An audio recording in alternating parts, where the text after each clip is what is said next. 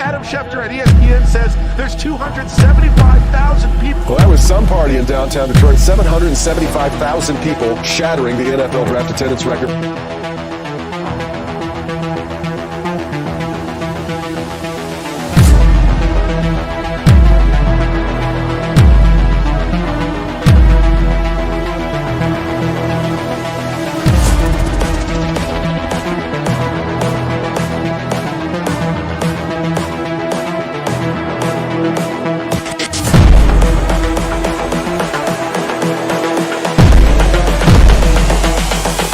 This is the future. All grit.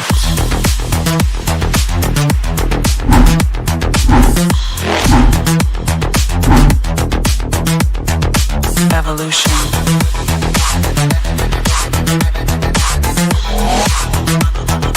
This is the future. All grit.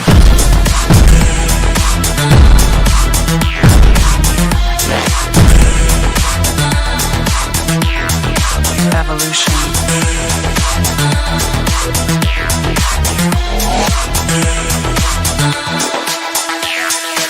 All grit.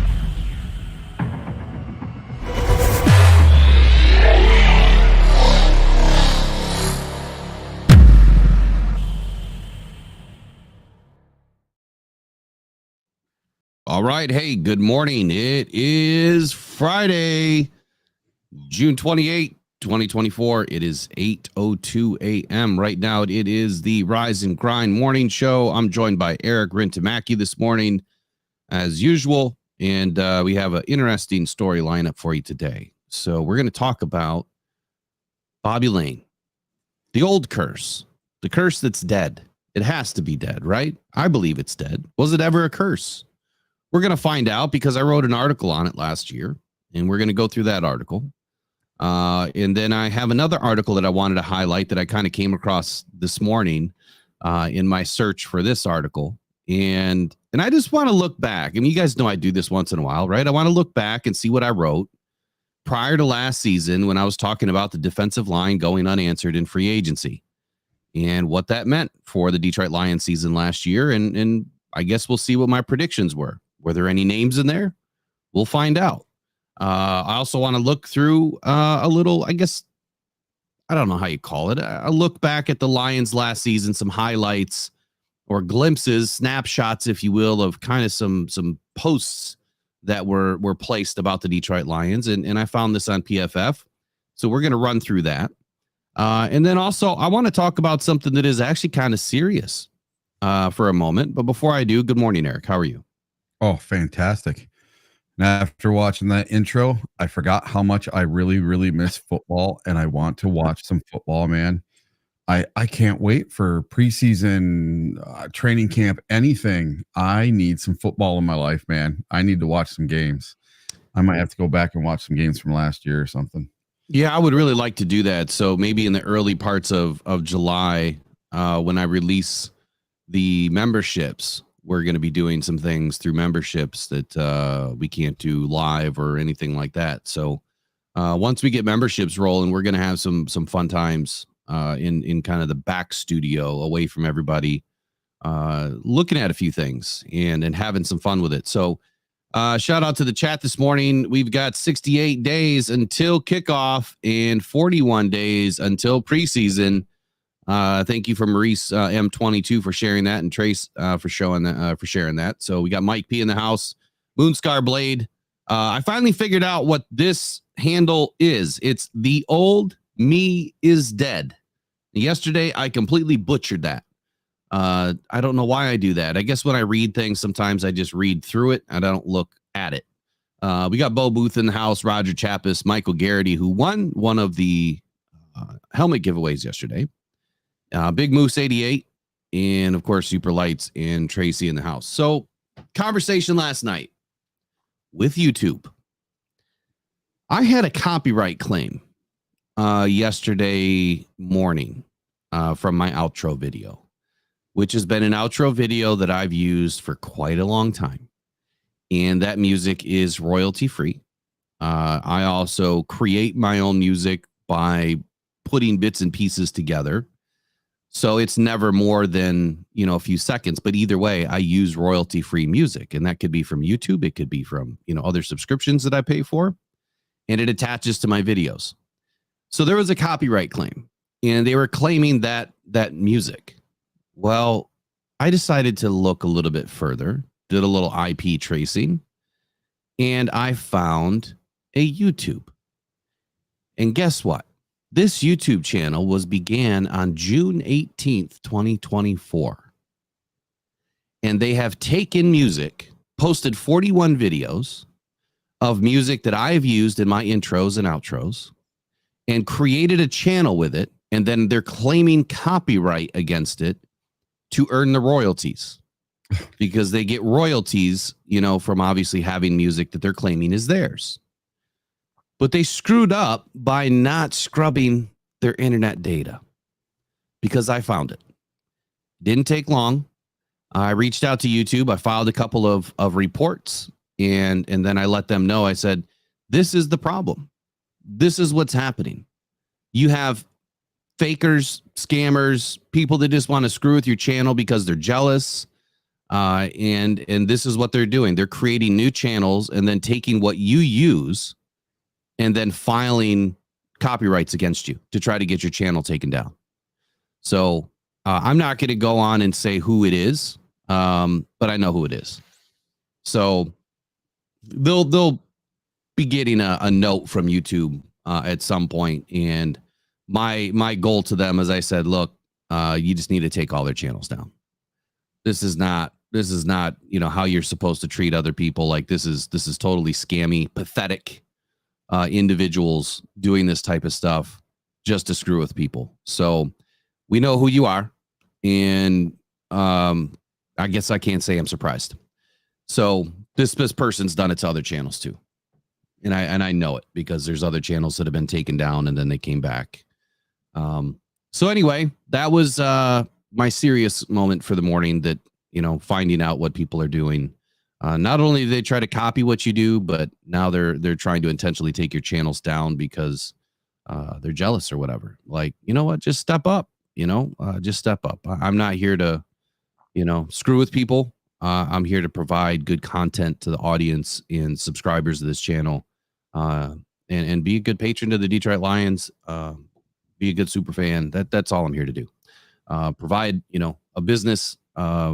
For people that join the network and they expect that we do things the right way, and we do. So anyway, let's get into this morning. I really think that this curse really never existed. I mean, that was my end take after all of that. One final thing. I did find out yesterday, because I asked them about notifications too, YouTube. Because I said, I'm subscribed obviously to all my own channels and I'm not even getting notified. And they said that people get notified within 20 minutes after you go live. And I said, no. They get notified before you go live. But it's both ways. If I put out 3 things in 24 hours, you won't get notified for the next 24 hours. So that's why you have to have notifications turned on all. Otherwise, you may never see when something pops up. So it's not a marketing ploy here. It's just, that's just how YouTube does their thing. It's all in their terms and conditions. Like if I release things real quick, if I release 3 videos, like bang, bang, bang, within a couple hours, they'll actually throttle you back and no notifications will go out. So I learned a lot last night talking with them, and kind of going through their terms and conditions a little bit more, because I felt like it's been a problem, getting removed from your own channels or notifications being turned off from your own channels. It doesn't seem right. And the updates tend to do that. So when the app updates, you can tend to have issues. So let's walk through a little bit of memory lane, shall we? Sure. Anything pop up yesterday for you about the Lions? Anything you want to share right away before I get into article I wrote? There was just one little article that I ran across this morning, that the Lions linebacker unit was rated 3rd in the NFC North. And this is by Josh Skluzek. Yeah, Josh Skluzek, whoever he is. And where was that written? It's on All Lions. So when I was just on Google, it just happened to pop up. And I was actually doing a search for Bobby Lane this morning instead. this comes up, right? And I didn't even type anything into Google yet. And it just said Lions linebacker unit rated 3rd in the NFC North. And it says the Detroit Lions have gotten praise for a lot of things this offseason, but their linebacker core is not one of them. Thursday, Pro Football Focus rated Detroit's linebacker unit as the 22nd best NFL in the NFL and 3rd best in the NFC North, trailing Chicago and Minnesota. So they must be saying the Packers have the 4th best. Yeah, you know what? North. Honestly, I could agree that they're behind Minnesota because Minnesota went gangbusters with linebackers in the offseason. They got Van Ginkel and who else did they get? Was it Kendricks? No, they didn't get linebackers Kendricks. Were already pretty good. Yeah, but they lost, Danielle Hunter and things of that nature. But yeah, I mean, I could agree that they're definitely not the best in the NFC North because, I mean, okay, based on stats anyway, or based on the analytics and how well they played last season. Yeah, I would say that they're definitely not the first in the NFC North, but 22nd in the league.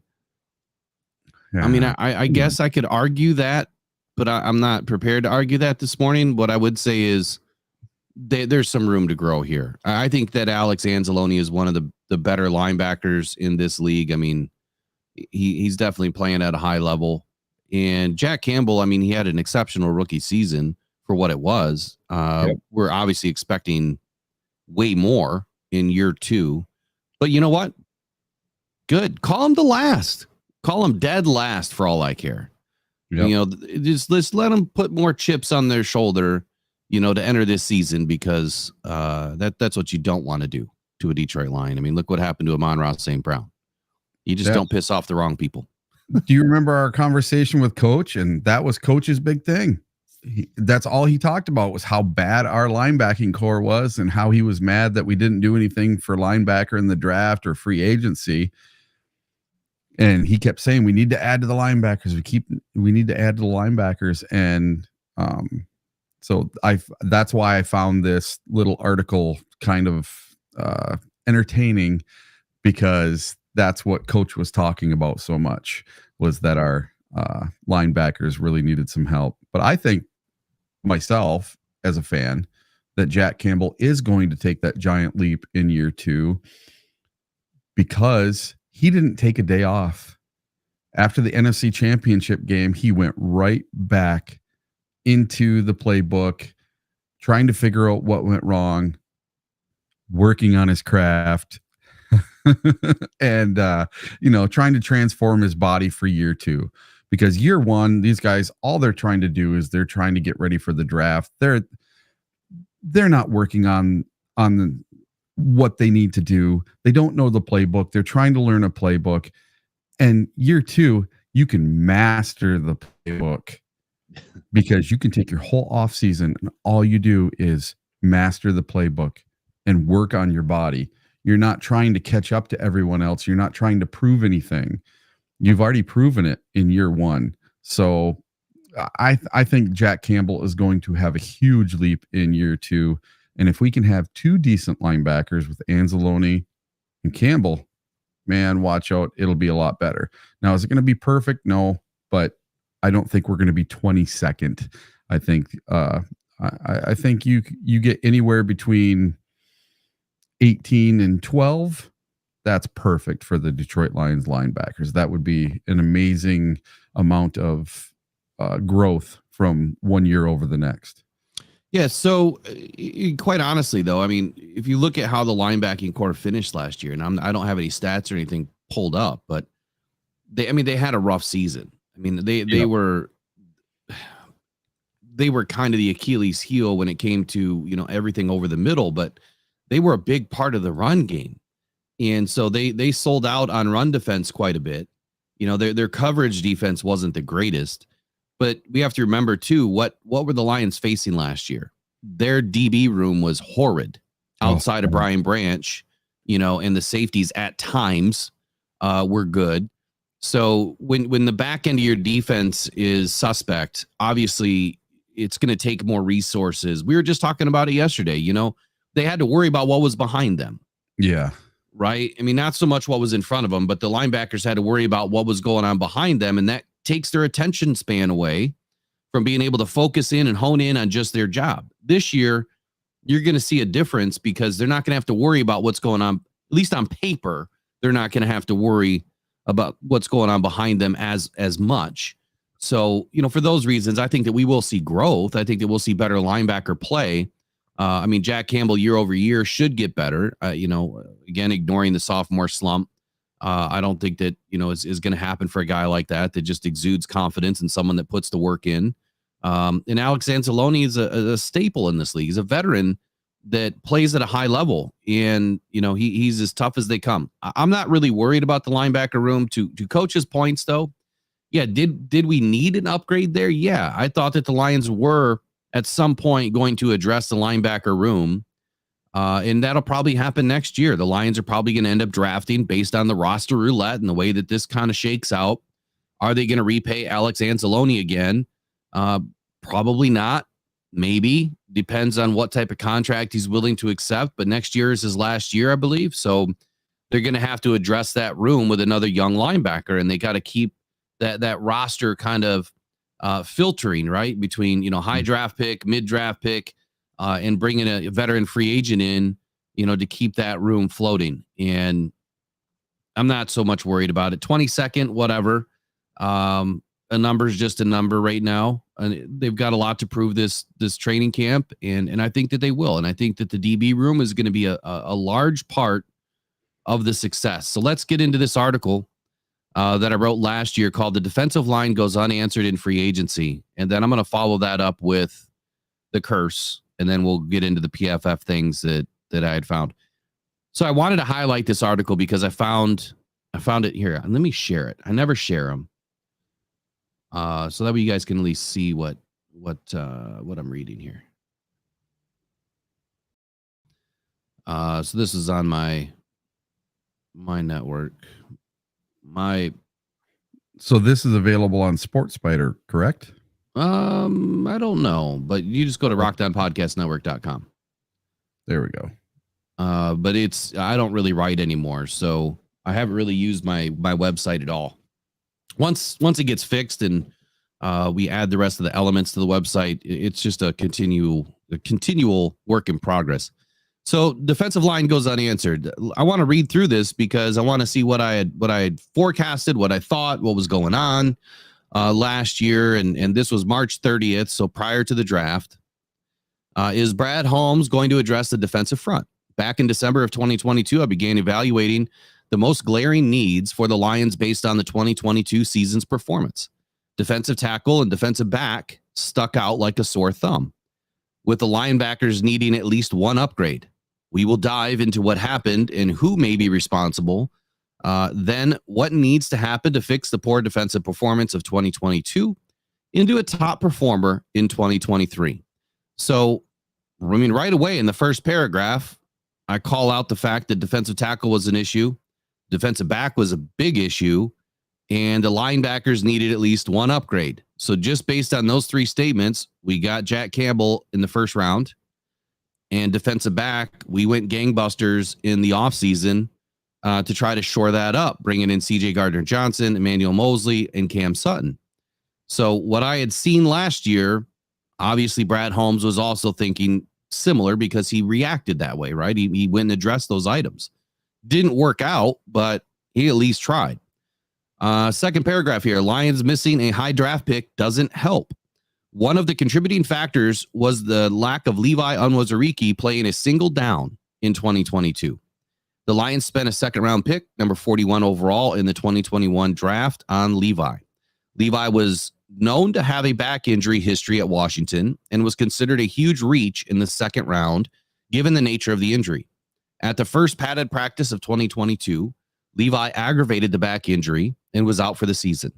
Levi is still rehabbing the injury, and for the Lions to have confidence before the draft, they will have to see something out of Levi. Then the next paragraph here, the Lions were left with the Lee McNeil, Michael Brockers, Demetrius Taylor, Isaiah Buggs, and Benito Jones. Michael Brockers was supposed to be the veteran leader, anchoring this defense with Romeo Okwara at defensive end. That never came to fruition. Brockers was a healthy scratch most of the season, only appearing in 6 games and released this offseason. Okwara was injured nearly the entire season, only appearing in 5 games with little to no production.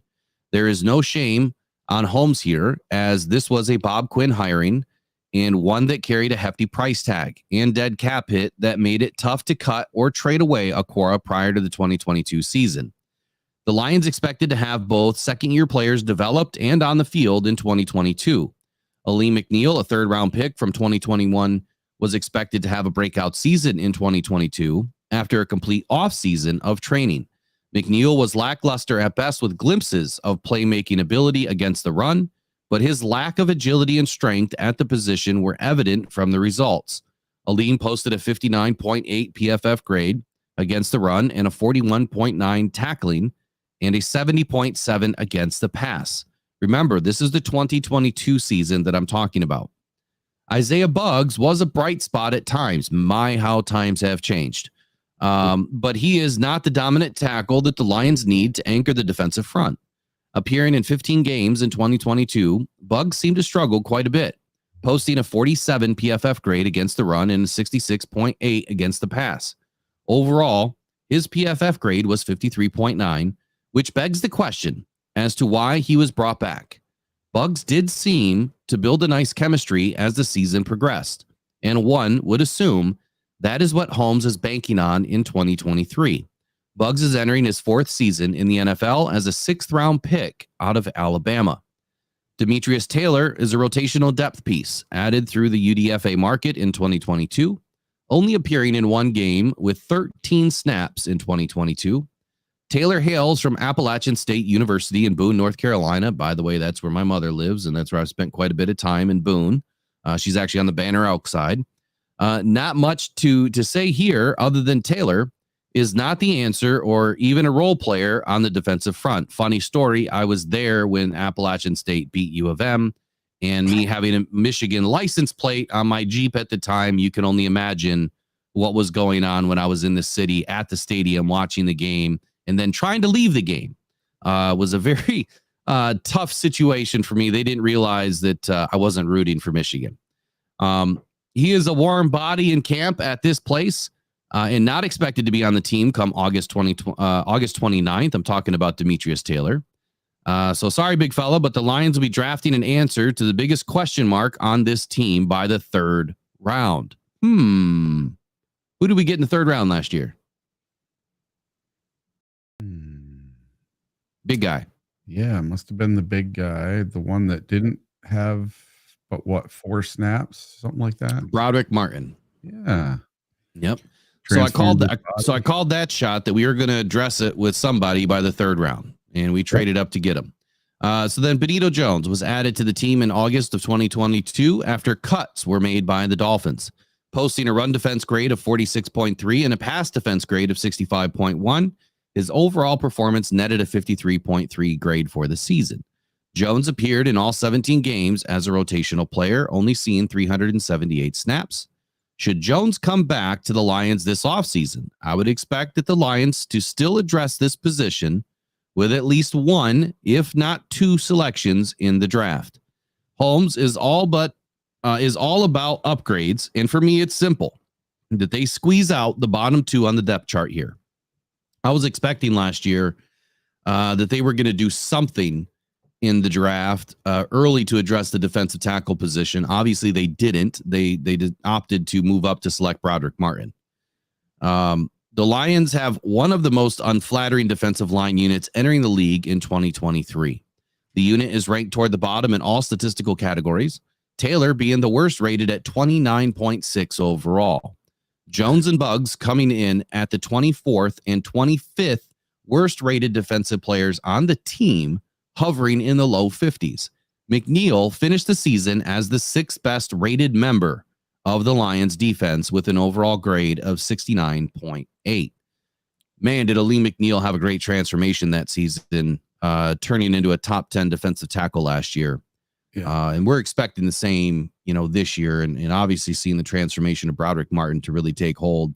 Even though he's a developmental player, he may still not, have his glory this season, as it's going to be tough to crack this roster when everybody is healthy. So here was my projections and what needed to happen last year prior to the draft. In my opinion, the Lions need to target at least 2 more defensive tackles. Addressing this position in the draft would be smart for a few reasons, but notably the salary cap and the length of contracts. The Lions may want to consider trading back here in the first round to acquire some capital in the 3rd and 4th rounds. What did we do in the first round? You remember? I don't. Where did we end up picking? Number 12. Oh yeah, JMO. Yeah, where were we? Number 6. 6, yeah. We were 6. So we traded back like I expected. The Lions traded back in the first round to acquire more draft capital in the 3rd and 4th rounds. Another Rockdown podcast call. I mean, I nailed it. Freaking nailed it. I was on fire last year.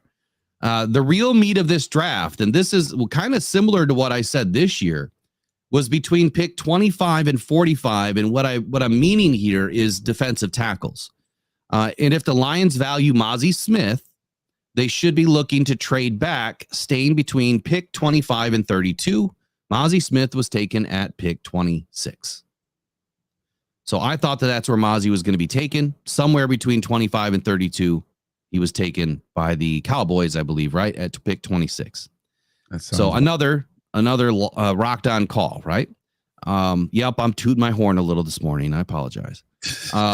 There are some solid playmakers with value in the 2nd and 3rd rounds. Kobe Turner.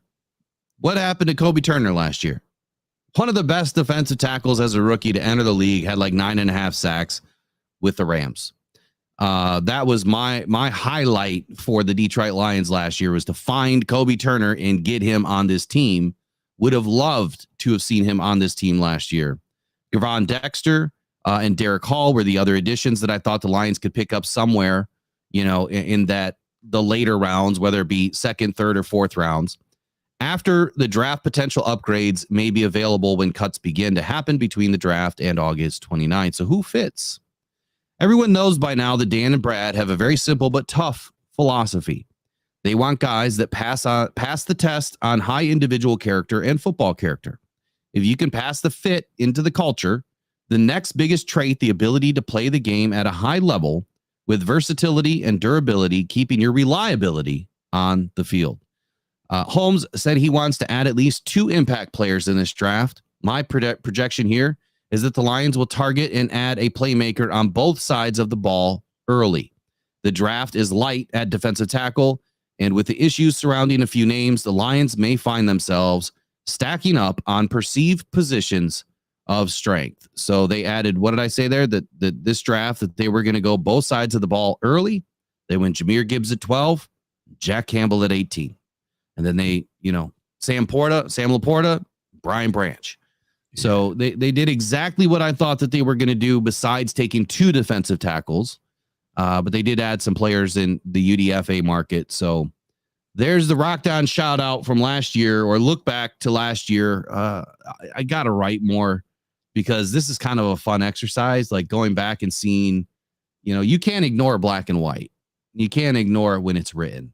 And when you put it all out there, it stays there. So nice little look back. This is why I work so hard at these things throughout the season and the off season, because I want to try to be as right as I possibly can, but it leads into better content for the viewers. If you just come and jump on a mic and just spew a bunch of stuff, that's just what you're going to get, a bunch of stuff.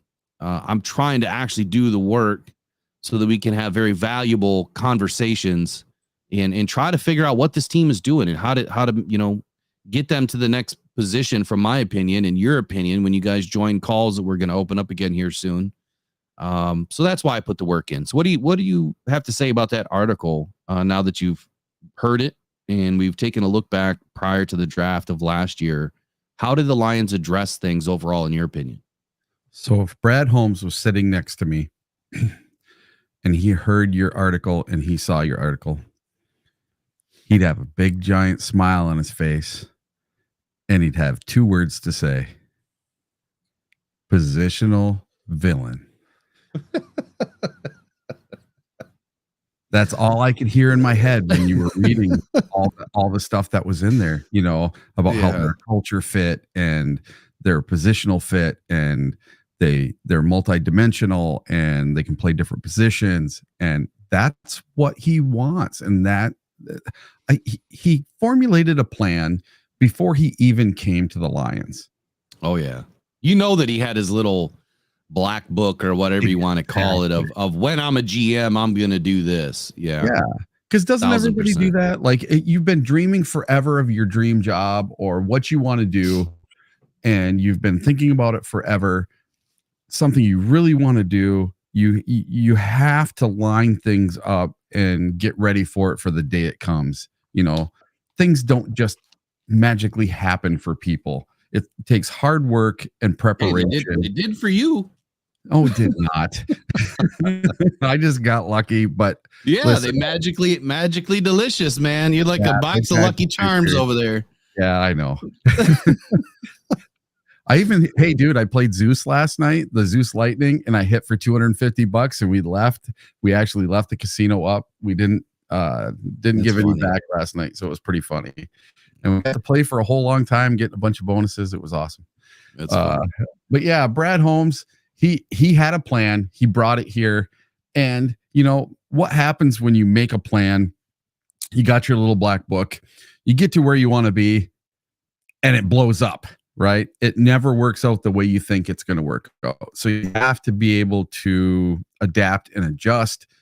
And I think he sat down right away with the coach that was already hired before him, because they hired Dan Campbell, a couple days before they hired Brad Holmes. So that's kind of an odd situation. Usually they hire the GM first and then they hire the coach. Yeah, I think that was a good plan where the team, the organization said, you know what, we're not, and I don't know if this is true, but this is what I'm thinking probably happened. We're going to make the selections as an organization. Yeah. You're just going to have to work together, as opposed to the last time we had a GM pick his coach, it turned into a mess. Yeah. And we don't want to see that happen again. So it wasn't even just the last time. It was every time a GM picked the coach, it was a nightmare. Yeah. Every single time. That's what it seemed like anyway. The only one that wasn't a nightmare was Jim Caldwell. Yeah, but even then, you get your new GM, Bob Quinn, and he doesn't like Jim Caldwell. He doesn't want Jim Caldwell. He wants Patricia. He wants his own guy in there. So he forces the other guy out and gets his guy in. I'm sorry about that. That was a big mistake. That was a huge mistake.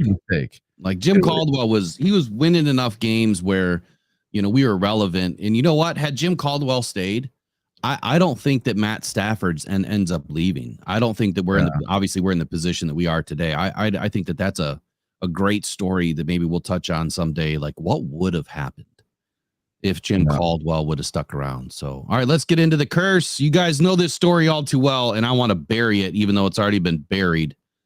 Let's get into what I wrote last year about the curse, because, at some point, you kind of just get fed up, right?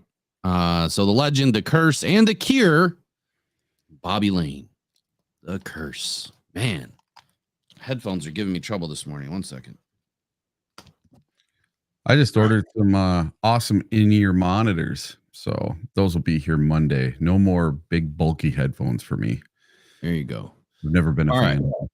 So the Lions feel the curse. The Detroit Lions. It's kind of funny how far my editing and graphic design has come, but that wasn't a bad thumbnail. I kind of like that one. Yeah. All right. So the Lions feel the curse. The year was 2008. And the Detroit Lions were on the verge of making history. Just not the good kind of history, but the kind that would haunt them forever. They had lost every single game of the season so far, and one more defeat stood between them and the dreaded 0-16 record. And I apologize. I should have gone back to the chat before we moved on to this. Let me go back to the chat and let's see what people were saying real quick. J Mommy at 824 says Bugs was showing character issues with the Lions. That's why he didn't play several games. Yeah. I agree. We spoke about it a few times last year, did a few videos about it. We knew that something was going on. We just didn't know what. And nothing leaked out of Allen Park about that whole situation. So Tracy says we should have 30 likes by now. Get to smashing, people. Get to smashing. There should be 1 like for everybody that's in the stream.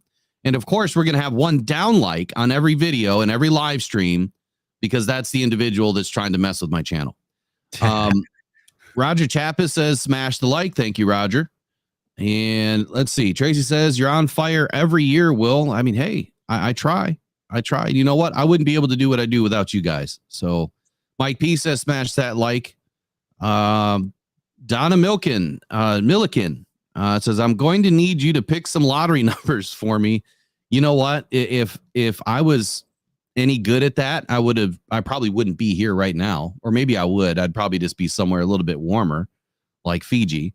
I've never won the lottery. I've done really well in casinos, but I've never, and really bad in casinos, but I've never won any lottery.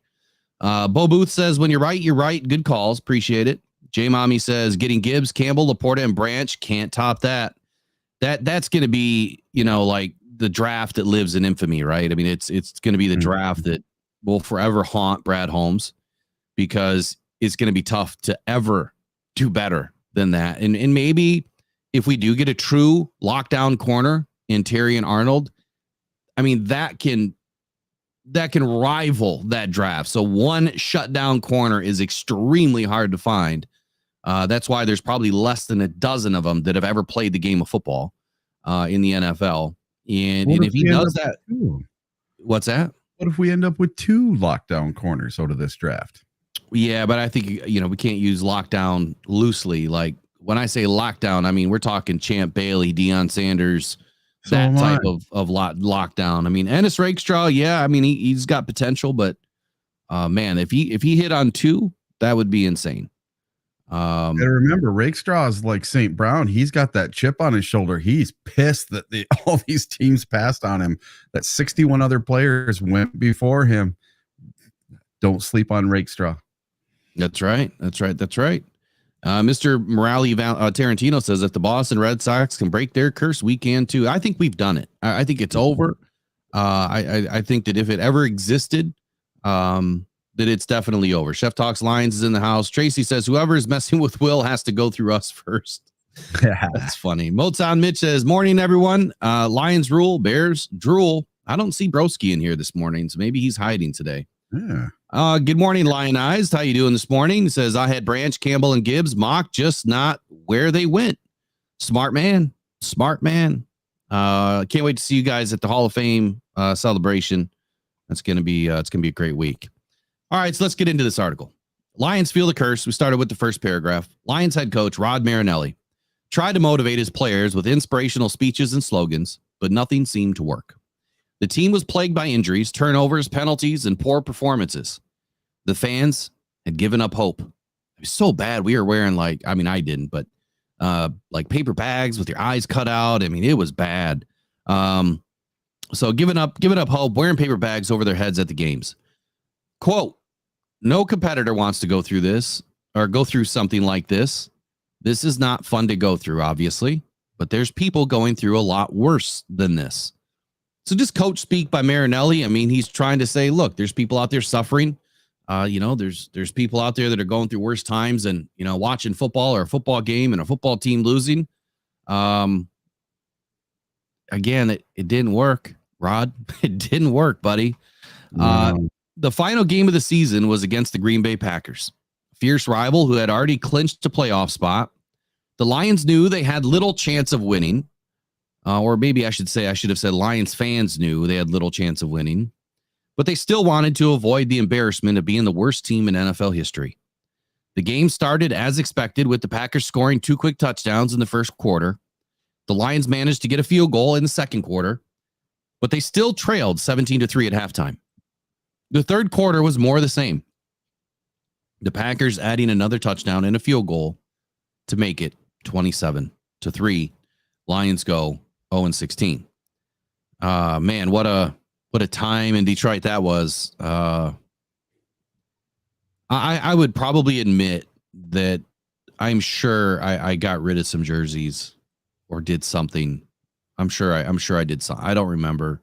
Wasn't that last game the Matt Flynn game? I think it was. And that made him the big contract, and he went to the Seahawks and everything from that game because he looked so spectacular against our pathetic Lions. Yeah, our DBs were trash back then. Oh, God. So was it just really bad luck, or was it Bobby Lane? That's the question that we were trying to answer for all of these years. So as the fourth quarter began, some of the Lions players started to wonder if there was something more than bad luck behind their misfortune. They had heard rumors about a curse that had been placed on their franchise by a former quarterback named Bobby Lane. Bobby Lane was a legend in Detroit, leading the Lions to 3 championships in the 50s. He was known for his toughness, his charisma, and clutch plays. He was also known for his hard partying lifestyle and his rebellious attitude. In 1958, after breaking his leg in a game, Lane was traded to the Pittsburgh Steelers by then Lions management. Lane was furious about the trade and allegedly said that the Lions would not win another championship for 50 years. Whether he said those words or not, the Lions' fortunes took a turn for the worse after the trade. They never won another championship and only made the playoffs a handful of times. They also suffered the most heartbreaking and bizarre losses in NFL history. Some of the Lions players believed that the curse was real and that it was about to expire. They thought that just maybe, if they could somehow win this last game, they could break the curse and start a new era of success. Lions players give all they got. They decided to give it their all in the final quarter, and to their surprise, they started to play better. The Packers, who had nothing to play for, relaxed their defense. The Lions scored 2 touchdowns and a 2-point conversion to make it 27-19. With 5 minutes left, the Lions defense then forced a punt and gave the ball back to their offense. The Lions quarterback, Dan Orlovsky, led them down the field with some accurate passes and some scrambles. He found Calvin Johnson, the star receiver, in the end zone for a touchdown with 1 minute left. The Lions were down by 2 points and needed a 2-point conversion to tie the game. Orlovsky looked for Johnson again, but he was double covered. He saw another receiver, Sean McDonald, open in the corner of the end zone. He threw the pass that looked perfect, but at the last second, a Packers defender tipped it away. The conversion failed, and the Lions still down by 2 points. The Lions tried an onside kick, but the Packers recovered and ran out the clock. The game was over. The Lions had lost 27-25. They had become the first NFL team in NFL history to go 0-16. The Lions players collapsed on the field, some of them crying, some of them staring blankly. They felt like they had let down their fans, their city, and themselves. They wondered if they would ever win again. Dan Campbell has spoken in the past about having no light at the end of the tunnel. And when you see a light, it's just a freight train coming right at you. Jason Hansen, after the final loss of the 0-16 season, made a comment that would resonate well with the Lions' current head coach. It's just kind of numb. It's here. It's been coming through, a train rolling down the tracks for a while.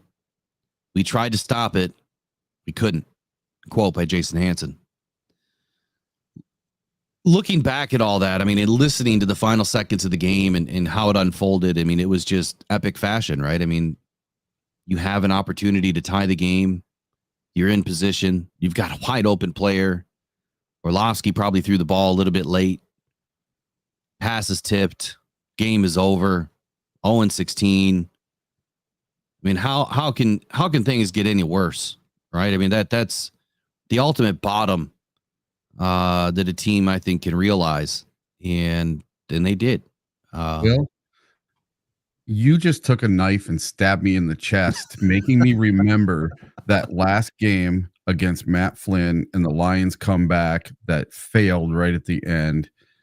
Listen, the 0-16 season, I rooted my guts out every single game. And every single game, I'm like, yeah, they're going to win one. They're going to win one. And all my friends are like, dude, are you stupid or what?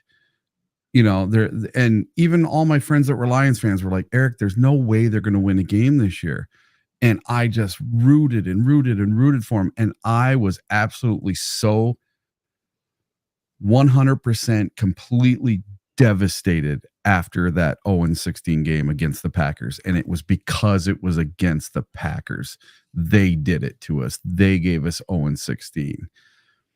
So maybe that's where a lot of my Packer not liking them so much comes from. I don't think anyone can really root for the Packers, man. I mean, it's Yeah. I don't know if it's the 0-16 game, or the final game where we went 0-16. I mean, Yeah. but I'll say one thing that's in response to what you just said. I don't think the Packers gave us anything. Yeah. I think the Lions, we did it. We failed. The Lions failed. They did it to themselves. It's just missed opportunities. That's why they call it the game of inches, and the little details is what makes the biggest, improvements every single season, and paying attention to the details. And that's why you hear that consistently right now by our head coach, Dan Campbell, and the rest of the positional coaches and everybody else. They talk about the details, the little things. You've got to stay true to yourself, but you must always pay attention to the details. So Lane's promise turns into reality. I mean, I think that when this happened, there was tons of articles that were coming out. So meanwhile, in a nursing home in Lubbock, Texas, an old man watched the game on TV. He had a smile on his face and a glass of whiskey in his hand. He was Bobby Lane, and he had lived long enough to see his curse come true. This supposed curse did not stop here, and that's a true story, by the way. This supposed curse did not stop here, but this had to be the absolute bottom of the mucky bottom for the Lions, right? Wrong. Till this day, the Lions have had the most bizarre endings to games. Blatantly bad or no calls by refs, calls overturned by the NFL Command Center, rule changes implemented the season following, like the Calvin Johnson rule or the Jim Schwartz rule. Then there are the stingers, the 10-second runoff rule, the Seahawk batted ball, and the Calvin Johnson football move. I think you guys can all remember those plays that, everyone just kind of scratching their heads like, really? Like what? And the Calvin Johnson football move. Remember, he caught the ball and he kind of went to the ground in the end zone and kind of threw the ball. And they said that he didn't make a football move in the end zone, mind you, to score a touchdown. Week 1 against Chicago. Or the batted ball by the Seahawks, how they kicked the ball through the end zone in what should have been a safety. So no matter what seems to happen during a Lions game, the fans never appeared to be surprised, more so expecting it to happen. There is not much convincing needed with a Lions fan when they feel the fix is in and the curse is real. For too long, the losing seasons have continued to pile up. So here's a couple of glimpses of those fateful plays, right? Tate is confused with the 10-second runoff rule. Calvin Johnson, TD, gets called back, not maintaining control through the catch to the ground. Look, he's going to the ground, right? I mean, the minute his butt touches the ground or his elbow or his forearm or his knee, he's down. That's a touchdown. Then you've got, Lions fans sporting their cool paper bags. And then you've got the Seahawks illegal batted ball that cost the Lions the game. Does the curse come to an end? Or does curse come to an end? Apparently, I spelled that all wrong. The curse may have never stopped.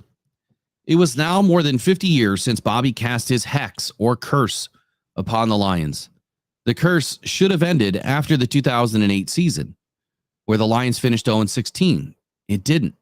And it may have never ended if it wasn't for Peyton Manning and Jeff Daniels wanting to do something about it. We firmly believe that Brad Holmes and Dan Campbell have righted this ship, but there is no doubt a little extra help was needed and certainly welcomed. Rolling through downtown Detroit in the 1957 Lincoln, this was last year the Lions won. The Lions won the championship. That was the similarity between why they were driving that vehicle. That was the vehicle of the year. Manning and Daniels attempted to break the curse during the 2022 season. They visited Lane's favorite establishments. They sipped his favorite spirits and even sang him a song. With a little help from Peyton's Places show, the two were going to stop at nothing to send Bobby Lane's hex back to where it came from. Manning and Daniels gathered in the end zone at Ford Field, where they filled the bathtub with Bobby Lane's favorite whiskey and salt. Daniels read the mystical incantation, casting out Bobby Lane's black cloud curse and restoring the roar in Motown. The Lions finished 9-8 at the end of the 2022 NFL season. Unlike the 2008 season, the Lions finished games, especially the last one of the season. They fought with heart, and the team played for one another as brother on and off the field. With one of the best second half comeback seasons in NFL history, missing the playoffs by one game, one bounce of luck their way. The Lions are now poised as one of the hottest teams in the league, headed into the 2023 NFL season. They have a long way to go to prove that they are authentic, but the evidence is starting to roll in by the truckload that the Lions are finally on their way to becoming a good football team. Most importantly, the curse just may be lifted off the Detroit Lions. So that's our look back at the curse and kind of what transpired over, Bobby Lane's career and why, many fans thought that we had a curse. It's literally taken decades for the Lions to get back from futility and get back to something meaningful as a football organization. And I would say this, Sheila Hamp is a big reason why, and Chris Spielman too, why this team is where it is right now. I firmly believe that without Sheila Hamp finally taking the reins from her family to lead this organization, we may never have arrived here. Or at least it may not have happened so quickly.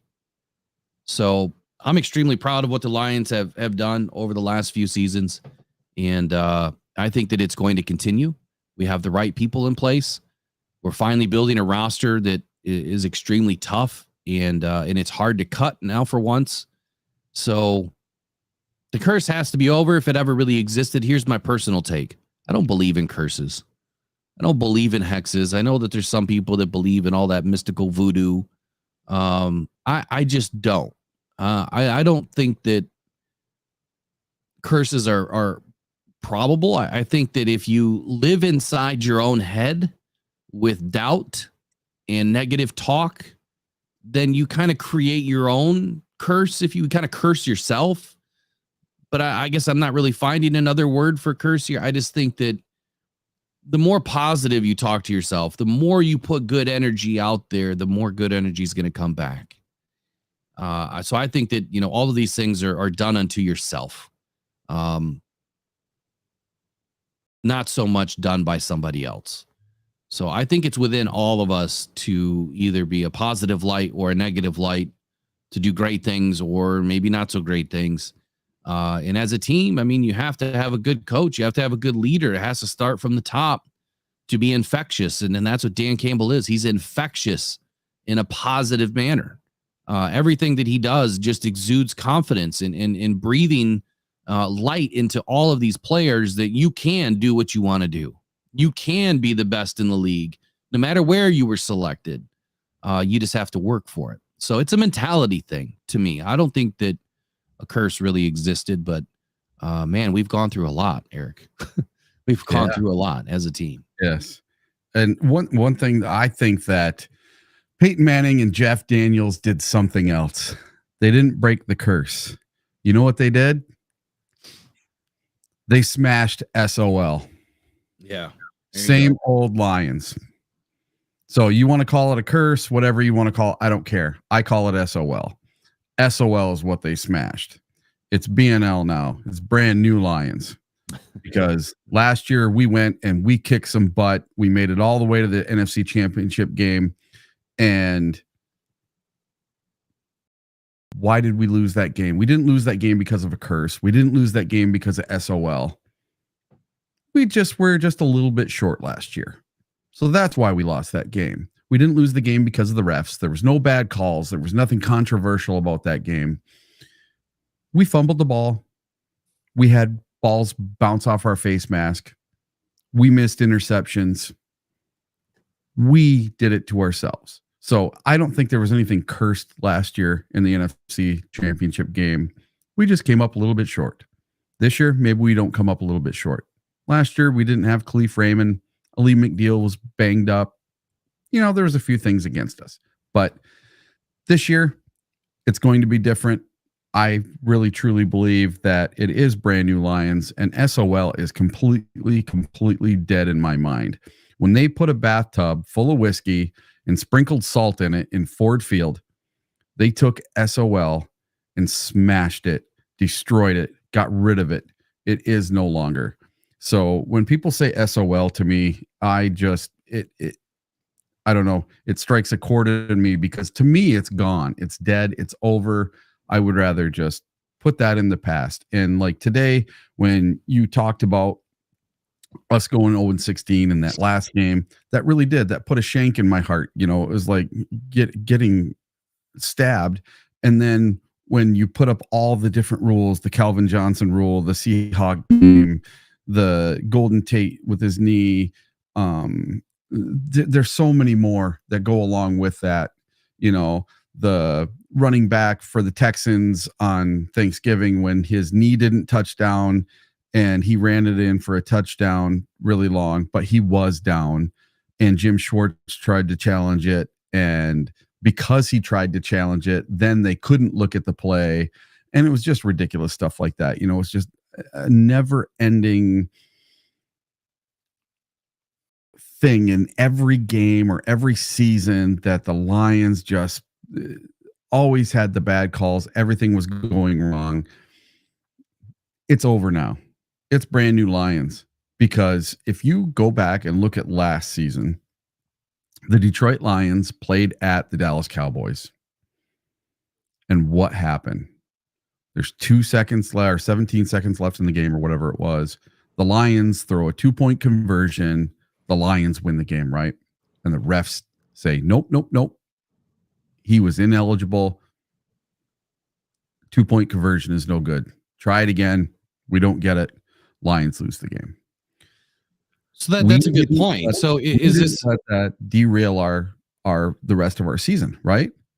We went on to not lose 2 games in a row the entire season. Mm-hmm. And I really think that we can overcome that, the BS now. So if there is something like that, then this team isn't going to let that sink them like it would in previous years. So I guess that's the question. You brought up something that maybe it makes sense. Is it a curse, or is it the NFL having their hands in the outcome of games? Now, I'm not saying that, allegedly here, right? It's all allegedly. I'm just speaking to speak. We're just having a conversation. Has the NFL controlled, at least in the last 20 or 30 years, the outcome of games? I mean, we've read the stories, right? The NFL is considered to be an entertainment business, like the WWE is an entertainment business, which means they're not responsible for fair play. They really are. They say that they are, but it's like you're creating mini movies every Sunday, and you control the outcome of who the villain is and, who the winner of the game is, so to speak. So is there anything that speaks to, this is just a big show, and the NFL is developing narratives and writing a 55-year long story or 70-year long story, and man, the Lions are going to be crap for 50 some odd years, and then the tide's going to change, and they're going to lead the charge for the next 50 years, and they're going to be the team that nobody can shake off. I would love to believe that that's going to happen, but I would also hate to believe that, that the NFL is involved in controlling things. But I think that you bring up another point that, the refs have been a problem. And I think that when you allow betting into the NFL, that made it even worse. I think that there's too much opportunity. I mean, betting was always an issue before, but that was a little bit different when you didn't have access. Like, not everybody has access to bookies, back in the day. Yeah. You know, unless you were in Atlantic City, New York, you know, or the big metro areas of Chicago, Miami, LA, you know, the big cities, you know, where you have more of this underground betting, you know, situation going on. Not everybody had access to that. Nowadays, you jump on your phone and you got 50 apps you can place a bet. And you can have people place bets for you. So you can walk into just about any casino now. There's a sports book. Yeah. And you can make a lot of these bets without anyone knowing. You know, I'm not saying that this is happening, but I wouldn't put it past certain referees that they call, you know, long lost cousin Joe. Hey, I need 10 grand on the, you know, the Lions to lose to the Cowboys. And then it happens. And that 10 grand is worth, you know, a couple $100,000 by the end of the day. Who knows? You know, back before all the sports betting on your phone and everything, I worked at the casino right here in Michigan, and one of them. And I always used to have patrons that went out to Las Vegas all the time on trips, right? So I would send them with a $10 or a $20 bill, and I would have them place a bet for me for the Lions to win the NFC North or win the Super Bowl, right? And I, you know, just throwing $20 away every year. And so I'd always have those tickets, right, from Las Vegas, from a casino out there. And that was the way I always had to do it back before. I'd have to send someone to Vegas that was going to Vegas and get them to place the bet for me. And now it's just instant right on your phone. I can place a bet right now. Takes 10 seconds. It's so easy now. So that temptation has to be there, you know, and the NFL is not hiring these NFLs as full-time, or NFL referees as full-time referees. They're just part-time, and they're not making super huge bucks. You know, they get paid very well for each game that they do. They make a couple $100,000 a year. Yeah, but they're not making millions. You know, Right. They're not making enough where it's not a temptation for them to do it. And like you said, just call up cousin Fred or your long lost friend from California and have him place a bet, you know, and no one would ever know. Yeah. So it's just too easy. That temptation is there for these referees. I really wish the NFL would tighten their belt with these referees, make them full-time, make them accountable, and do a few things more like the UFL did and make it more transparent. I would love it. I think that's a big thing, a big takeaway. Number one, there's no reason why the refs shouldn't be full-time. I mean, they're working roughly 9 months out of the season anyway, between all the OTAs, the mini camps, the training camps, and the season. They're in with all the teams getting work in and you know, involved in meetings and everything else with the rule changes. And, you know, look, refs need to have their own training camp. In my opinion, there needs to be ref training camp, which they do. I mean, they go to all the training camps to get their work in, you know, to get back in shape, but there's no reason why you have to pay these refs as contractors. That's what they are. And, you know, the NFL says they do it for tax purposes. Look, I don't think that, you know, a few $1 million that you're spending, even if it's $20 million that you're spending on referees overall, every referee and their salary, there is no reason why you'd have to pay just them as contractors to save on taxes. Come on. Like, really? You just lost $4-5 billion in a lawsuit. I think you're doing okay. Make these guys and ladies, make them full-time refs. Maybe you have part-time jobs too, but make them full-time, make them part of the NFL so that they have to be accountable and that they have to follow all of the NFL rules and the same things that players, you know, have to follow, and make them sign the same contract that a player signs. It's just a referee contract. I think that's part of it. I really do. So next up, let's talk about PFF for a moment. Sure. Few interesting tidbits out of PFF. So I'm going to start with this thing that they call clustering. They have this new metric. I've never seen this before. Never heard of it. And it's called clustering all 32 NFL defenses and offenses from the 2023 season. So K means clustering groups together in similar units. The algorithm created 4 groups based on the 2023 performances. So cluster 2 contains the NFL's best performing defenses. which was the Baltimore Ravens, the Cleveland Browns, the New York Jets, and the San Francisco 49ers. And it says we can get a better understanding of how NFL defenses performed in 2023 and how they may stack up in 2024 by clustering them using PFF grades and metrics from this past regular season. PFF has in previous years performed clustering on wide receivers and quarterbacks, and we most recently looked at clustering offenses. So clustering is a mathematical technique used to group similar observations. The most common form is the K-means. That's K-means clustering algorithm, which completes its iterative process when each observation is in the cluster that best represents it. In other words, there is no other cluster whose center or the mean of all variables is closer to that observation than the one it currently belongs to. Is anybody understanding any of this? Because this just seems like a whole lot of what are they like? What this makes no sense to me right now. But let me just pull this up on the screen. Are we in calculus class right now? That's what it's beginning to look like. Because that sound ridiculous. Look at that. See, there's calculus right there. All right. So what this is showing you is you've got 4 different clusters. Cluster 1, which color is 1? Green. So green is cluster 1.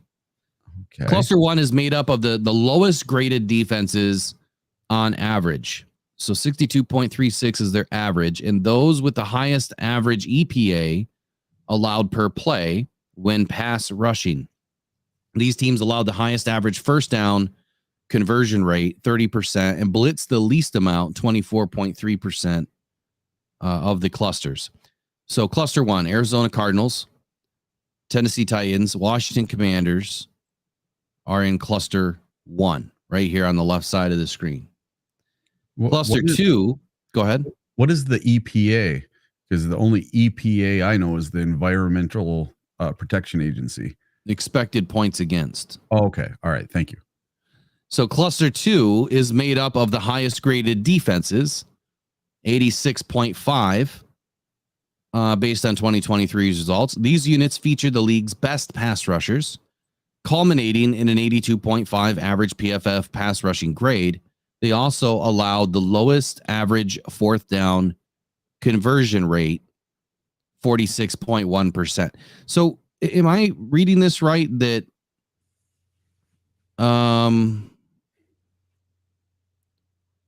they've got different metrics for each cluster, or do they have to have all the same metrics, but maybe they're pulling out just the 2 that really stood out? Because in cluster 1, they're talking about the highest average first down conversion rate and how many times they blitzed. But then in cluster 2, they're talking about the highest average pass rushing grade and the lowest fourth down conversion rate. So in cluster 2, they're saying that this is the best defenses of last season. So the Ravens, the Bills, the Browns, the Cowboys, the Chiefs, the Dolphins, the Saints, the Jets, the Steelers, and the 49ers. It sounds like they're just pulling whatever stat works for their narrative to put a team in that circle. That's where I was going to go with this. This to me is another narrative pushing element to PFF this year. What a bunch of bull. Yeah, cluster 3. I mean, they do use some really good, stats and relevant metrics and things of that nature, but I just don't understand why they're trying to combine all of these things together. I mean, look, I can wrap dog poop up in gold. Guess what? In a gold bow. But when you unwrap the gold bow, what is it? Yeah. Why are they not using the same metrics for each circle? That's what I'm not understanding. So the defense in cluster 3 were known for strong run defense, but mediocre efforts overall en route to an average of a 76.8 PFF grade. They played cover 3 the most often of any cluster. So it looks like they're kind of picking and choosing which metric to highlight, but you had the Panthers, the Bears, the Bengals, the Broncos, the Lions, the Packers, the Texans, the Colts, the Jaguars, the Raiders, the Chargers, the Rams, the Giants, the Eagles, the Seahawks, the Bucs. So the largest portion of NFL defenses are in this cluster. Let's see what they said about the Lions. The Lions' run defense graded in the top 10 last season, 75.5. Well, I think I would beg to differ. We graded in the top 3 and placed 11th in EPA allowed per play. They struggled in coverage, however, ranking 28th with a 65.1 grade. They allowed opponents to convert on fourth downs to a new set of downs at a 27th ranked clip. So that means we struggled on fourth down. At what percentage? I don't know. It just says 27th ranked. Yeah. But they put the percentages in that first group. Yeah. I don't. That's what I don't like about these guys. They'll put it one way for one group and another way for another group. And so if you look at the Packers, they talk about the fourth down conversion rate of 46.7%. And they put it in. Yeah, and they rank 10th. So obviously it's less. It's worse than that. All right, so that's the defense one. Let's move on to the offensive one here. I wanted to share this because it's just more BS, in my opinion. It's just another stat that nobody's going to understand. Another metric, if you will, that no one's going to understand. This is Chris Collinsworth, of course. It's a big majority owner of PFF, so he's got to push his narratives when he's on TV. All right, so I'm just going to skip to the guts here. So they're clustering again, same thing that they did on the defense. They're doing for the offense, and I'm trying to find where the basis is here. So cluster 1 contains teams that were pass heavy and fairly successful when throwing in 2023. The teams in this cluster earned at least a 70 PFF offensive grade in 2023 and had high average pass rates of 63.5%, but they were not as successful as cluster 2 when passing. Okay. The Lions obviously couldn't be in that cluster. Cluster 2 contains the explosive offenses, both passing and rushing in 2023. They marched down the field and often converted to a new set of downs 32.4% of the time on average. These teams had the highest average offensive 88.4 and passing grades of the clusters 87.3. So you got the Cowboys, the Lions, the Dolphins, the Niners. So let's read about what the Lions placed right behind the 49ers in 2023 with an 88.2 offensive grade. They were a top 10 team in conversion rate when passing and running. So again, to your point, why are they not putting the conversion rate in there when they did it for the other 3 teams in this metric? It's just like they forget about the Lions, or is this intentional? I think it's intentional. Whoever's writing, who wrote this? Amelia Probst or Probst. I don't know. Let's see who this person is. They do not like the Lions. Well, I think it's just, again, it's narrative. They keep driving BS. It's a cluster what? Tracy says it's a cluster muck, but I think we need to replace the F there to the M. It's a cluster F. A lot of people in the media, they like to push a negative narrative. And how easy is it to push a negative narrative with the Lions? It's always been super easy. A lot of people feed into that SOL mentality. They always believe, they're never going to do any good. They're never going to do any good. Same thing with the Browns. Same thing with the Pistons right now. Same thing with the Tigers right now.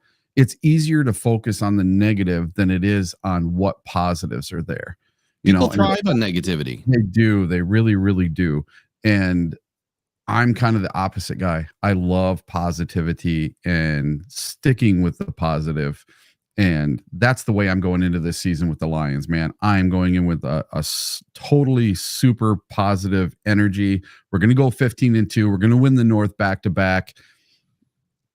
This is going to be fun. This season is going to be awesome. It's going to be amazing. I'm going to have a blast, and I'm going to enjoy every single minute of it from training camp to preseason to home games to away games, playoff games, all of it. I'm going to take every second of it in and enjoy it as much as I possibly humanly can. All right. So the next topic, PFF offensive tackle rankings, top 32 ahead of the 2024 NFL season. So this just came out yesterday. Or I'm sorry, this morning. It says 9/26. I'm sorry, it came out in May 28th, 2024. So this one kind of blew me away because I thought that Penei Sewell clearly was ranked as the best offensive tackle last year. And they have Trent Williams as number 1 and Tristan Wirfs as number 2 and Penei Sewell as number 3. So I wanted to take a look at this. Trent Williams, San Francisco 49ers, future Hall of Famer, remains the gold standard at the position as he put together another elite season in 2023 despite struggling with an ankle injury. He had a 92.5 PFF grade, ranked second among offensive tackles last year, and he was the only player at the position to earn a run blocking and pass blocking grade above 84. Okay, so he was north of 84 in run and 92.5 overall. Then you got Tristan Wirfs. They say the Buccaneers' decision to move Wirfs from right to left tackle before the 23 season raised questions about whether his performance would decline. However, Wirfs recorded the second highest pass blocking grade among all offensive tackles and finished with a top 5 overall grade for the first time in his career with an 83. Okay. So this is why it doesn't make sense. So Penei Sewell at number 3.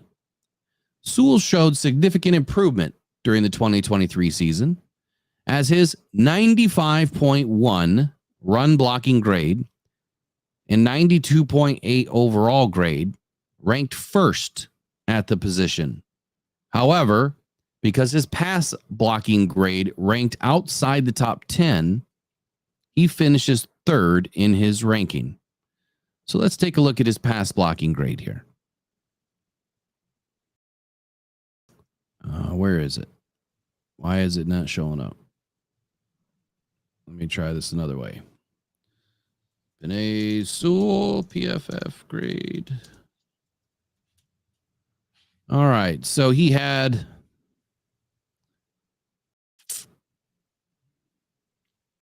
a 78.1 in pass blocking, but he only gave up 1 sack, 5 hits, 20 pressures, played 1,178 snaps, 7 penalties. Needs to clean up the penalties this year. Pass blocking obviously was not his strong suit last year for whatever reason. But I guess I never really noticed an issue with Penei Sewell last year. Let me take a look at Tristan Wirfs and let's see what they have for how many sacks and whatnot that he gave up. Okay, so he had an 84.3 pass blocking grade, so 6 points better than Penei Sewell. Run blocking grade is 72.2. I mean, that's a huge difference. Talking 20 points difference between him and Sewell in run blocking grade. He gave up 6 penalties, so about even. Allowed 5 sacks to Penei Sewell's 1. Allowed 6 hits to Penei Sewell's 5. And 24 pressures to Penei Sewell's 20.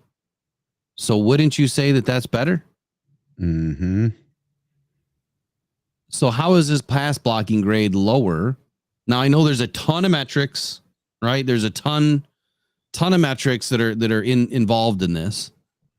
But I think from a simplistic standpoint here, just looking at the things that matter, how many penalties did you give up? How many sacks did you allow? How many hits did you allow? How many pressures did you allow? He's better. Okay, so then let's look at and Tristan Wirfs is ranked number 2. So let's look at Trent Williams. I'll throw all this up on the screen here in just a second.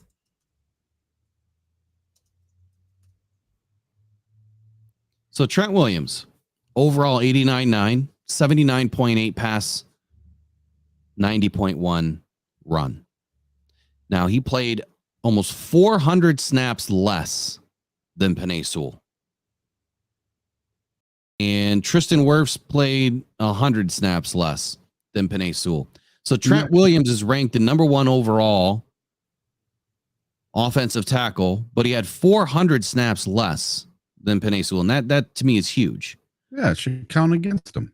Exactly. He had 9 penalties, didn't allow any sacks, allowed 3 hits in 20 pressures. So I'm going to do the average. So if he had 809 snaps, and we'll divide that by 18 pressures, that means he's given up, let's say he played as many snaps as Penei Sewell. He would have given up 26 pressures had he played the same snaps as Sewell. He allowed 3 hits. Now, if he would have played the same amount of snaps, let's see here, 809.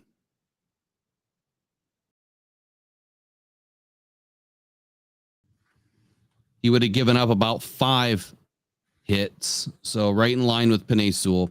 Didn't give up any sacks. So I can't adjust that. I mean, I could say that he probably would have given up 1 at some point. But I mean, pretty even with Penei Sewell. I just don't feel like there's any reason why Penei Sewell should be ranked lower than these guys. I think that Penei Sewell is the number 1 tackle in the game. I really do. Left or right side. I feel like he's the number 1 tackle in the game. So if I'm Penei Sewell, I'm not happy about this. Let's take this PFF. Yeah, but which writer for PFF wrote this? This is just Amelia? PFF. Yeah, there's no writer. Oh, okay. Yeah. I thought maybe. You okay. So let me take that back. The stats are just PFF, but this is Zoltan Boudet. Okay. Good old Zoltan. Jeez. See, I don't know who these people are. I don't know Amelia, and I don't know Zoltar or whatever his name is. Zoltan. Yeah. Yeah. Here, let me throw the other 2 up here. If he was my buddy, I'd call him Zoltar, like the Zoltar machine that had Dan Campbell in it, giving you your fortune. Yeah, that's what I said the other day to Chef when he was talking about it. There's Tristan Wirfs stats. Okay. Yep. And here's Trent Williams stats.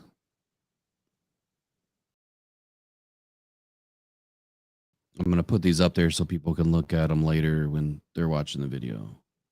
There's Penei Sewell's stats.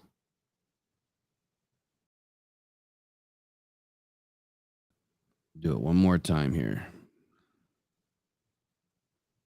Doesn't that seem a little biased? I mean, I think you can make an argument for both ways.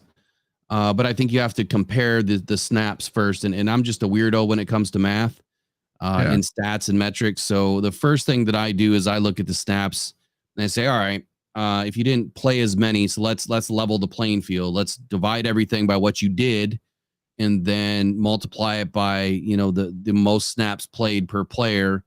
And then that rounds everything out. It kind of makes everything even, in my opinion. Is that the wrong way to do it? I don't think so. I feel like that kind of levels the playing field. I think that when you look at mathematical problems, the common denominator has to be the same, right? Otherwise, you have a math problem that isn't fluent across the board, and it doesn't make any sense. So the common denominator here has to be the number of snaps that they play. Now, oftentimes they'll put in a metric that just says, okay, they had to have played at least 400 snaps.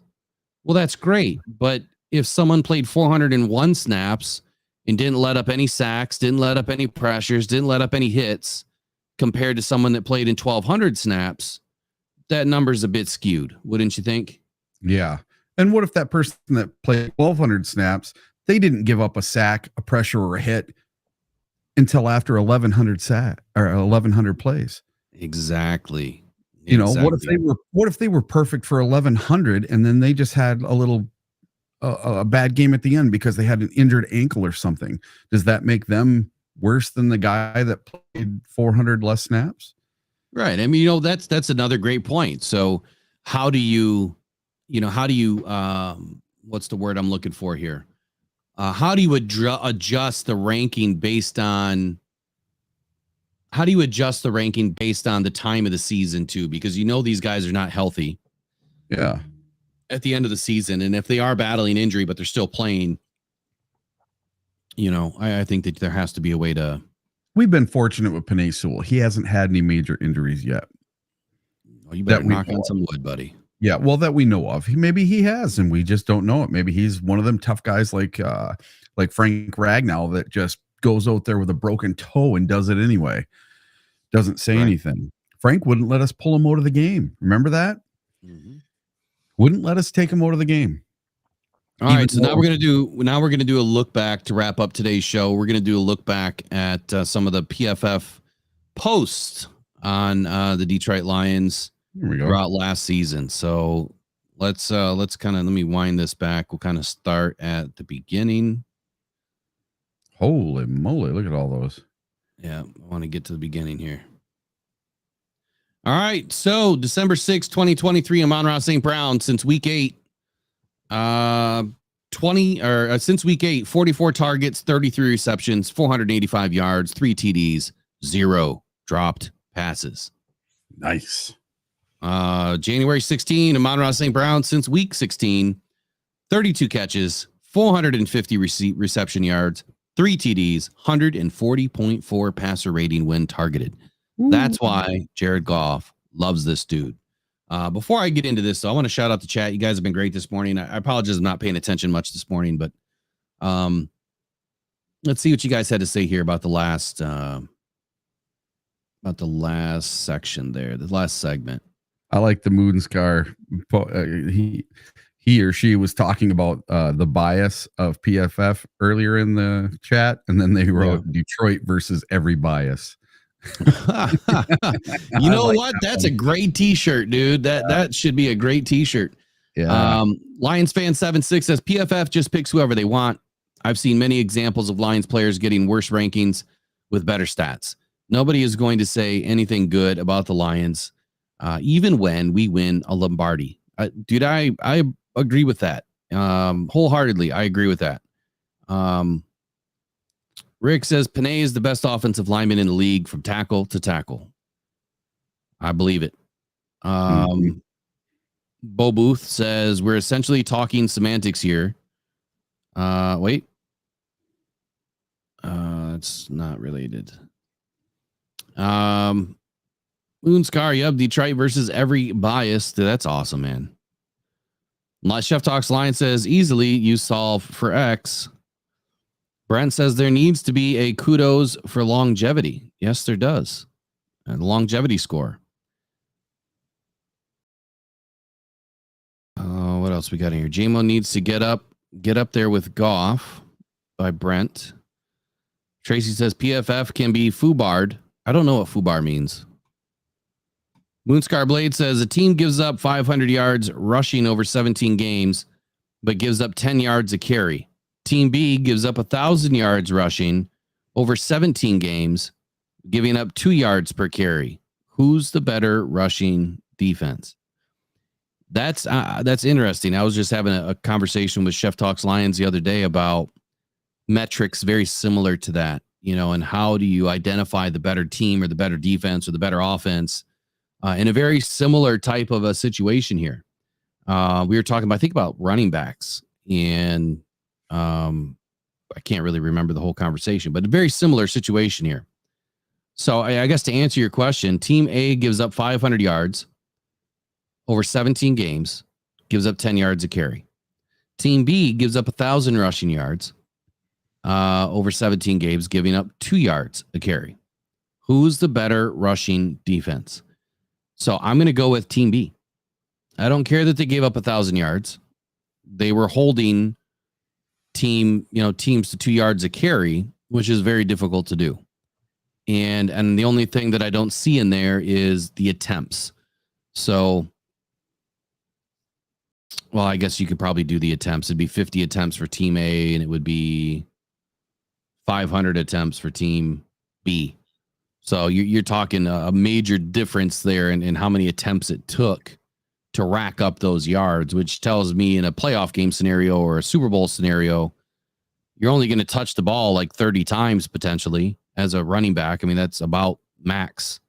And that wouldn't be one running back. That'd be a multiple of running backs.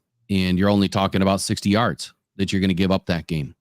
So Team B, 100%. All right. So PFF here. November 14th. No, we'll skip Darius Slay. October 16, 2023. Restore the roar. The Detroit Lions are 13-3 over their last 16 games, which would be the best season in their franchise history. Yeah. And we had some interesting metrics and stats throughout the last couple of seasons. Like, what was it? Jared Goff, 283 passes without an interception. That was like second or third best ever in the NFL. And then they had to bring it up every single play until he threw an interception. Right. Yeah. Oh, God, that drove me nuts. Have a good day, Brent, man. We'll catch you later. Thanks for joining the Rise and Grind morning show this morning. Yeah, we're going to be signing off here shortly, too. December 19th, 2023, Penei Sewell is dominating in the run game. Lions offensive tackle Penei Sewell has the second highest run blocking grade for a tackle since 2009, behind Trent Williams. Dominant 2021 season, I assume, is what that was supposed to say. PFF Detroit Lions says Jared Goff versus the Vikings blitz, 21 of 29, 310 yards, 2 TDs, 0 interceptions, 130 passer rating. So again, talking about Goff, man, the guy just gets it at such a high level. And I just don't understand why people have not given him the respect that he deserves still to this day. He's clearly one of the best to do it. And this is all he gets. No respect ever. None. I think one reason that Goff doesn't get the respect that he deserves is he's not a mobile quarterback. I don't want a mobile quarterback. I don't want Jackson. Mahomes is great, but he's one of one. Seriously, you're not going to find another Mahomes. Mahomes is not even a dual threat anymore. I mean, he's mobile, but he's not a dual threat. But he's more of a pocket passer now, and that's what's working for him. That's why they've won the last 2 Super Bowls, is because he's been more of a pocket quarterback. I've always wanted a pocket quarterback, not some guy that runs around and gets hurt. Aiden Hutchinson, 81 quarterback pressures this season as of December 21st, 2023. At that time, that was 3rd in the NFL. And as we know, Aiden Hutchinson finished top of the list when the season closed. October 9th, Frank Ragnow versus the Panthers, 30 pass blocking snaps, no sacks, no pressures. What a beast. Yeah. Frank the Tank, man. He's incredible at his job. Jerry Jacobs has allowed only 1 catch for a TD this season. That was back in December of 2021. How things have changed. April 27th, Christian Mahogany in 2023, 394 pass blocking snaps, 7 quarterback pressures allowed, 0 sacks. Love it. Guy's going to be a staple in the NFL for a long time. Yep. What do we got here? February 21st, the Detroit Lions have 4 picks inside the top 100 of the 2024 NFL draft. And we know that is absolutely meaningless because Brad Holmes is a positional villain. Yeah. October 18th, 2023. Have yourself a season, Aiden Hutchinson. Man, halfway through the season or nearly halfway through the season, he only had 4.5 sacks, 36 pressures. He had a 19.4% win rate and a 90.7 PFF grade. That win rate, to me, is a very important metric. His win rate was not that great as the season went on. He had a lot of pressures, but he was not winning a lot of his reps, and that's why he kind of fell outside of that top 20 out of that top 20 ESPN list, which is based on stats. It's not based on someone's opinion. It's based on the win rate stats, pass rush win rate stats. That's a big one to watch throughout the season. And I think that this year, that number is going to go up for Aiden. And it's not an artificial pump. I think that it's going to be based on the fact that this defensive line is going to be that much better. 2023 in December, Sam Laporta has caught 12 of his 15 contested catch targets this season. 80% on contested catches. December 15th, 2021, look back into history. Amon-Ra St. Brown has not dropped a pass since week 2. That's where we need to see J-Mo. Yeah. Okay. He needs to shore up the drop passes, and he'll be just fine. November 13th, 2023, Amon-Ra St. Brown in his last 4 games, 39 catches, 490 yards, 2 TDs, 112.5 passer rating when targeted. So this is kind of a fun exercise. Just, going back and looking at some of the calls, some of the posts,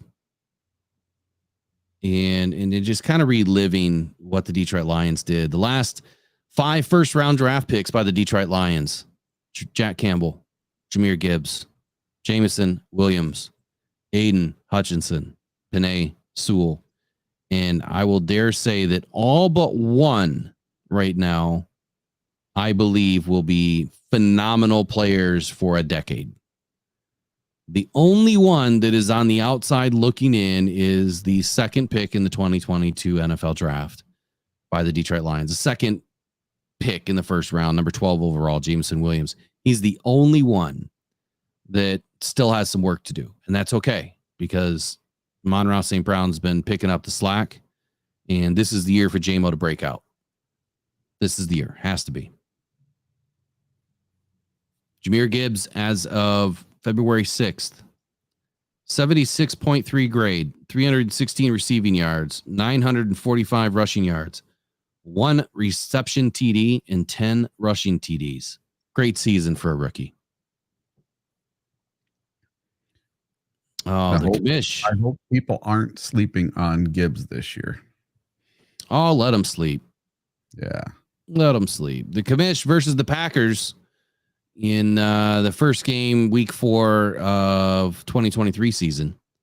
First game against the Packers. 7 pressures, 4 hurries, 1 sack, 21.4% win rate, 84.8 PFF grade. First among Lions players. That's why I'm not losing hope on Kaminsky. I just think that room is getting a lot tougher this year. And he's going to have to play like he did in 2021 and 2022 to really be able to make this roster. I think that this is going to be a tough roster to make for a myriad of reasons. I want to know what happened to him after that game. He slid. Yeah.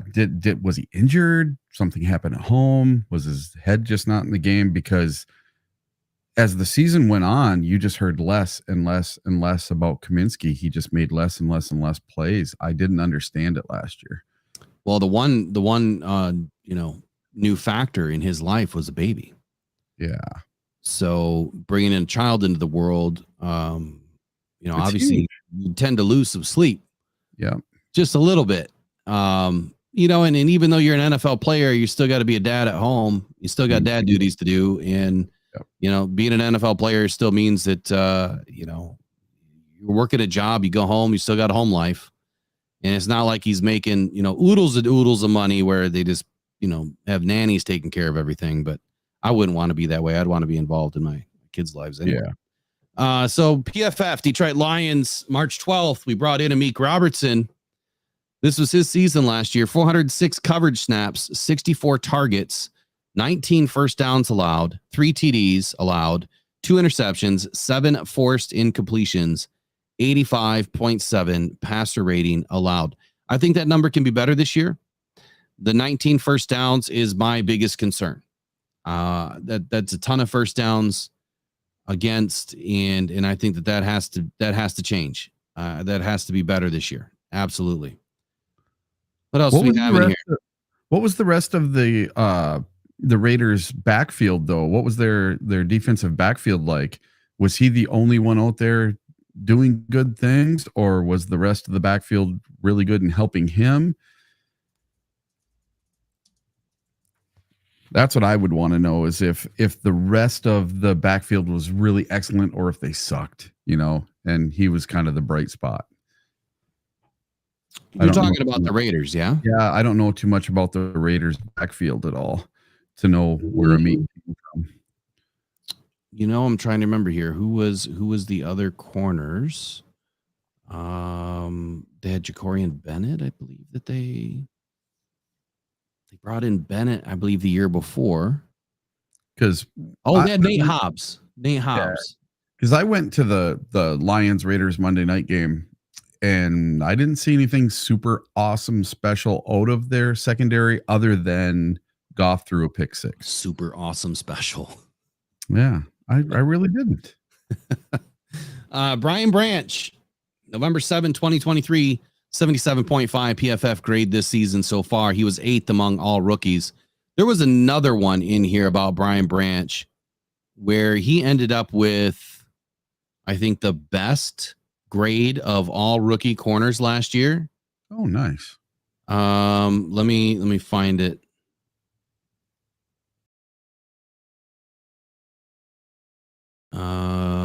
January 30th, he was the highest graded cornerback from the championship games. Oh, maybe it's not in here. I'd have to go back and find it, but I mean, that speaks volumes that, he plays big in big games. I will never understand this. And this is where I'll wrap it up today. I will never understand why Aaron Glenn put CJ Gardner-Johnson in over Brian Branch.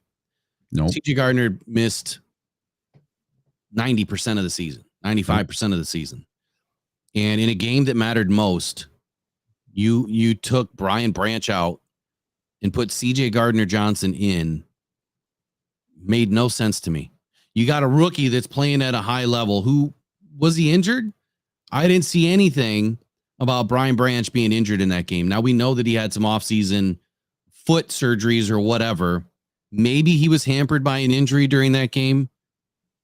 I didn't see anything leading up to the game where he was injured. So why you would have taken him out and put in CJ Gardner for 4 times the amount of snaps that Brian Branch had, that was a big mistake. That was a big mistake. Do you speak continuity, right? And gelling and being comfortable, right? And Brian Branch was comfortable. The rest of the defense was comfortable with Brian Branch. Why would they make that mistake? So that's one thing that I will never let Aaron Glenn live down. I can't imagine that Dan Campbell is really responsible for that call, because these coaches, they run their respective offense or defense. Dan Campbell is not, as much as we would like to think that he's involved in every single call, in every single thing that goes on. It's not possible. There's too many moving parts. And you have literally 12 seconds to get your calls in, when the ball is placed down and the clock starts. You got 12 seconds. I think after 15 seconds, the headphones go out. The on-field mic system, I think it goes out after 15 seconds or so. At least I read that somewhere. Maybe that's not accurate anymore, but I know at some point it shuts off and they can't talk to each other. The green dots.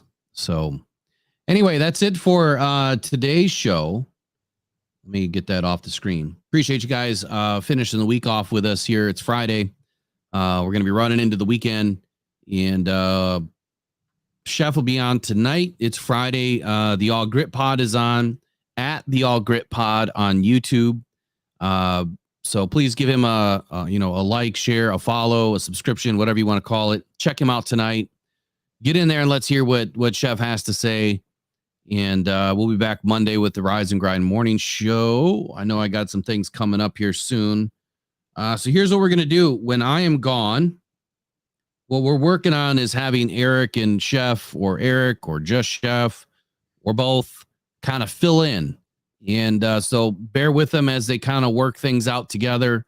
It'll be different with them leading, the show back and forth, but just give them a shot. Let them have their fun. It takes a minute to get comfortable doing this stuff. I got to tell you, I look back at my first episode. Man, have I come a long way from my first episode. Like my first episode was terrible. Yeah. My mouth was going a million miles a minute. And I've been thinking about it too. Like you talked the other day about possibly having me lead the show one day a week. Like maybe Thursdays is my day to lead the show. Yes. So I'm gonna pull it off one of these days and maybe do a live solo one of these days, and we'll get me into the computer stuff and get it working for me eventually. I'll get there. I just hate computers. I hate them. Well, the good news is, I mean, you will just have you using Talk Studio. Yeah. You just hit live and go. Yeah. But that one, you know, we've had our issues with it too. But yeah, I would like to make some changes so we can have some fill-ins. Obviously, as we add more people, here's my challenge to the chat. Get your butt on a show. Yeah, come on. Dude, set up your cameras.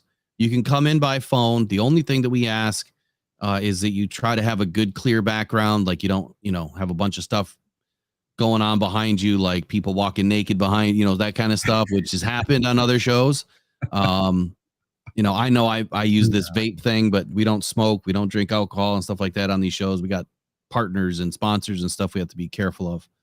And then YouTube policies. So get on a show. If you guys want to come in and talk Detroit Lions, you can do it by two ways. Number one, you can come on a show. You just got to let us know.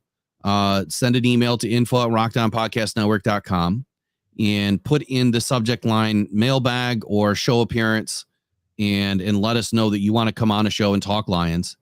Obviously, we're very careful with the language that we use, but we want to have fans on. That's what this is all about. So let's get that started now and get it ready for the season. Your first show, you're going to be nervous. It's okay. Just relax. You can come on for 5, 10, 15, 20 minutes, whatever you want. And we'll talk about some subjects that you want to talk about. And then I'm going to open the phone lines back up. I've got to order another cable today. And then I'm going to be looking into a conferencing system so that we can actually hold calls and take more calls. But we need people to call in. We want it to be a radio style of show in the morning. And now that we're getting more people involved, we want to get back to that. So we're going to start. Yeah, definitely 5 loudmouth dogs barking in the back room. Yeah, we don't want that. That's what we try to stay away from. We try to have good quiet content, you know, behind us. So that's my challenge to you guys. Get in a show. Let's have some fun. Call in. Tell us what you think about the Lions, the topics, whatever you want to talk about. There's just some things that we won't do. We won't talk politics. We won't berate people. You know, we're going to have fun energy on Rock Down Detroit Lions, Rock Down Podcast Network. So, Eric, what do you want to sign off with today? Yeah, as all you guys can tell, myself, Will, and Chef, we're all friends. We like each other. We get along. We're all positive people. So that's what we're looking for is positivity and go Lions. No more of this SOL crap. It's brand new Lions. And yeah, let's go. Rock on, everybody. Come on the show. All right. Great work today, audience. You guys have done a great job. You are the loyalty crew as usual. I think we only had like 30 people in today. It's a light day, but you know what? We're still going to show up. Can't have 100 or 200 every single day. Yeah. Great work today. You guys enjoy your weekend. Stay safe out there. Relax. I don't know if it's going to be hot where you're at this weekend, but stay cool.